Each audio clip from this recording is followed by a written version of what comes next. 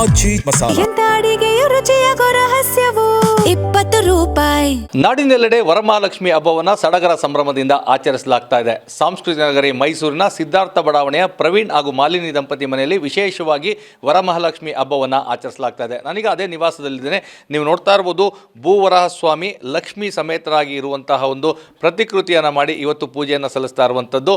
ಲಕ್ಷ್ಮಿಯನ್ನು ಏನು ಭೂವರಹ ಸ್ವಾಮಿ ವಿಷ್ಣುವಿನ 3ನೇ ಅವತಾರ ಭೂದೇವಿಯನ್ನು ರಕ್ಷಣೆ ಮಾಡಿ ಆಕೆಯನ್ನು ಕರೆದುಕೊಂಡು ಬರುವಂತಹ ಒಂದು ಏನು ಸಂಪೂರ್ಣವಾದಂಥ ದೃಶ್ಯ ಇದೆ, ಅದನ್ನು ಇಲ್ಲಿ ಪ್ರತಿಷ್ಠಾಪಿಸುವಂಥ ಕೆಲಸವನ್ನು ಪ್ರವೀಣ್ ಮತ್ತು ಮಾಲಿನಿ ದಂಪತಿಯವರು ಮಾಡಿರುವಂಥದ್ದು. ಅತ್ಯಂತ ಆಕರ್ಷಕವಾಗಿ ಆ ಭೂವರಹ ಸ್ವಾಮಿ ಅಂದರೆ ಲಕ್ಷ್ಮೀ ಸಮೇತವಾಗಿ ಇರುವಂತಹ ಭೂವರಹ ಸ್ವಾಮಿಯ ಪ್ರತಿಕೃತಿಯನ್ನು ಇಲ್ಲಿ ಮಾಡಿರುವಂಥದ್ದು.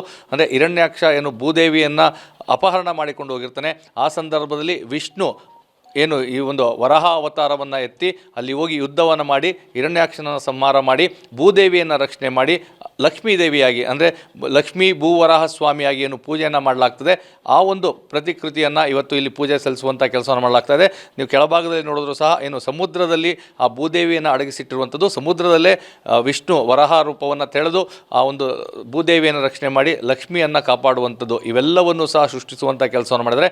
ಯಾಕಂದರೆ ವರಮಹಾಲಕ್ಷ್ಮಿ ಹಬ್ಬದ ದಿನ ಲಕ್ಷ್ಮಿಯನ್ನು ಸಾಕಷ್ಟು ಅಲಂಕಾರಕೃತವಾಗಿ ಪೂಜೆಯನ್ನು ಸಲ್ಲಿಸಿದರೆ ಎಲ್ಲವೂ ಒಳಿತಾಗ್ತದೆ ಅಂತೇಳಿ ಸಾಕಷ್ಟು ಅಲಂಕಾರಗಳನ್ನು ಇಲ್ಲಿ ಮಾಡಿರುವಂಥದ್ದು ನೋಡ್ತಾ ಇರ್ಬೋದು.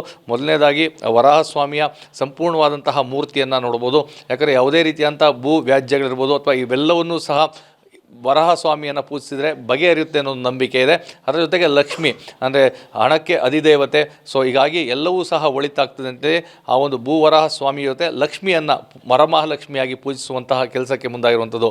ಮತ್ತು ಹೂವುಗಳಿಂದ ಅಲಂಕಾರವನ್ನು ಮಾಡಿರುವಂಥದ್ದು. ಯಾಕಂದರೆ ಹೇಳಿ ಕೇಳಿ ಲಕ್ಷ್ಮಿ ಅಲಂಕಾರ ಪ್ರಿಯೆ, ಎಷ್ಟು ಅಲಂಕಾರವನ್ನು ಮಾಡಿದರೂ ಸಹ ಸಾಲೋದಿಲ್ಲ. ಹೀಗಾಗಿ ಹೂವಿನಲ್ಲಿ ಅಲಂಕಾರ ಮಾಡುವಂಥ ಕೆಲಸವನ್ನು ಮಾಡಿದ್ದಾರೆ. ಮತ್ತು ಸರ್ವಾಭರಣಗಳನ್ನು ಸಹ ಧಾರಣೆ ಮಾಡುವಂಥ ಕೆಲಸವನ್ನು ಮಾಡಲಾಗಿದೆ. ಲಕ್ಷ್ಮಿಗೆ ನೀವು ನೋಡ್ತಾ ಇರ್ಬೋದು, ಆ ಒಂದು ಕಾಸಿನ ಸರ ಇರ್ಬೋದು, ಅದೇ ರೀತಿಯಾಗಿ ಎಲ್ಲ ಕಡೆಗಳು ಆ ಮೊಗ್ಗಿನ ಜೊಡೆಯು ಸಹ ಆಕರ್ಷಕವಾಗಿ ಹಾಕಿರುವಂಥದ್ದು, ಕಿರೀಟ, ಸರ, ಹೀಗೆ ಅತ್ಯಂತ ಆಕರ್ಷಕವಾಗಿ ಅಲಂಕಾರ ಮಾಡುವಂಥ ಕೆಲಸವನ್ನು ಮಾಡಲಾಗಿದೆ. ಹೀಗಾಗಿ ಸಾಮಾನ್ಯವಾಗಿ ವರಮಹಾಲಕ್ಷ್ಮಿಯ ಹಬ್ಬದ ದಿನವೇ ಲಕ್ಷ್ಮೀ ಭೂವರಹ ಸ್ವಾಮಿಯನ್ನು ಪೂಜೆ ಮಾಡ್ತಾ ಇರುವಂಥದ್ದು ವಿಶೇಷವಾಗಿರುವಂಥದ್ದು. ಮತ್ತು ನೀವು ಇವತ್ತು ಏನು ವರಮಹಾಲಕ್ಷ್ಮಿ ಹಬ್ಬದ ವಿಶೇಷತೆ ಅಂತ ಹೇಳಿದ್ರೆ ಮುತ್ತೈದರಿಗೆ ಬಾಗಿನವನ್ನು ಕೊಡುವಂಥದ್ದು. ನೀವು ಇಲ್ಲಿ ಕೆಳಭಾಗದಲ್ಲಿ ಈಗ ನೋಡ್ತಾ ಇರ್ಬೋದು, ಈಗ ಇರುವಂಥದ್ದು ಅಂದರೆ ಬಳೆ ಇರ್ಬೋದು, ಅರಿಶಿನ, ಕುಂಕುಮ ಸಮೇತವಾಗಿ ಅವರಿಗೆ ಬಾಗಿನವನ್ನು ಅರ್ಪಿಸುವಂಥ ಕೆಲಸವನ್ನು ಮಾಡ್ತದೆ. ಅದೇ ರೀತಿಯಾಗಿ ವಿವಿಧ ವಿಗ್ರಹಗಳನ್ನು ಇಟ್ಟು ಪೂಜೆಯನ್ನು ಸಲ್ಲಿಸುವಂಥ ಕೆಲಸವನ್ನು ಮಾಡಿದರೆ. ಮತ್ತು ನೈವೇದ್ಯಕ್ಕೆ ವಿವಿಧ ಭಕ್ಷ್ಯ ಭೋಜನಗಳನ್ನು ನೈವೇದ್ಯಕ್ಕೆ ಇಟ್ಟಿರುವಂಥದ್ದು.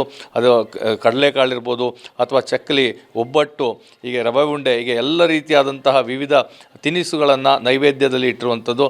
ಸಂಪೂರ್ಣವಾಗಿ ವರಮಹಾಲಕ್ಷ್ಮಿ ಹಬ್ಬನ ವಿಶೇಷವಾಗಿ ಒಂದು ಏನು ಪ್ರವೀಣ್ ಮತ್ತು ಮಾಲಿನಿ ದಂಪತಿಯವರ ಮನೆಯಲ್ಲಿ ಆಚರಣೆ ಮಾಡ್ತಾ ಇರುವಂಥದ್ದು.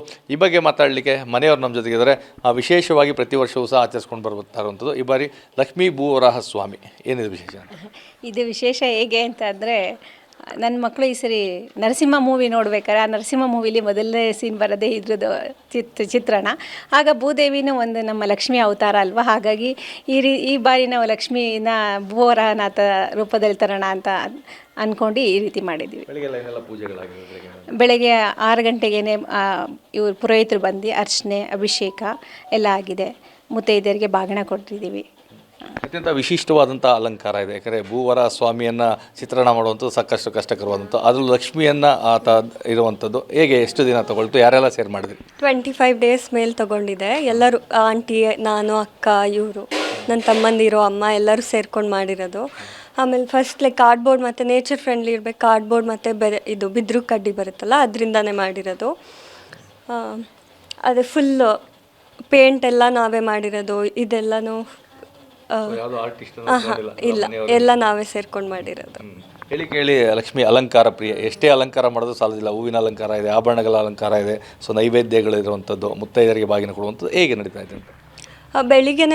ಬೆಳಿಗ್ಗೆನೆ ಪೂಜೆ ಎಲ್ಲ ಮಾಡಿಸಿ ಒಂದು 7-6 ಪೀಪಲಿಗೆ ಬಾಗಿನ ಎಲ್ಲ ಕೊಟ್ಟು ಎಲ್ಲ ಮಾಡಿದ್ವಿ. ತಿಂಡಿ ಎಲ್ಲನೂ ನಾವೇ ಫ್ಯಾಮಿಲಿ ಎಲ್ಲ ಫುಲ್ ಸೇರ್ಕೊಂಡು ಒಟ್ಟಿಗೆ ಕುಕ್ ಮಾಡಿ ಎಲ್ಲ ಮಾಡಿರೋದು. ಅಲಂಕಾರನೂ ನಾವೇ, ಅಮ್ಮ, ನಾನು.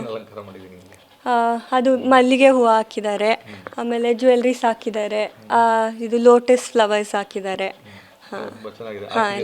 ಹಾಂ ಹೌದು.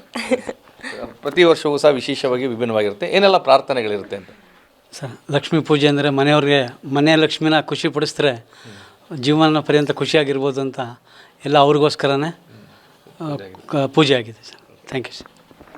ಇದು ಪ್ರವೀಣ್ ಕುಟುಂಬದವರ ಮಾತು.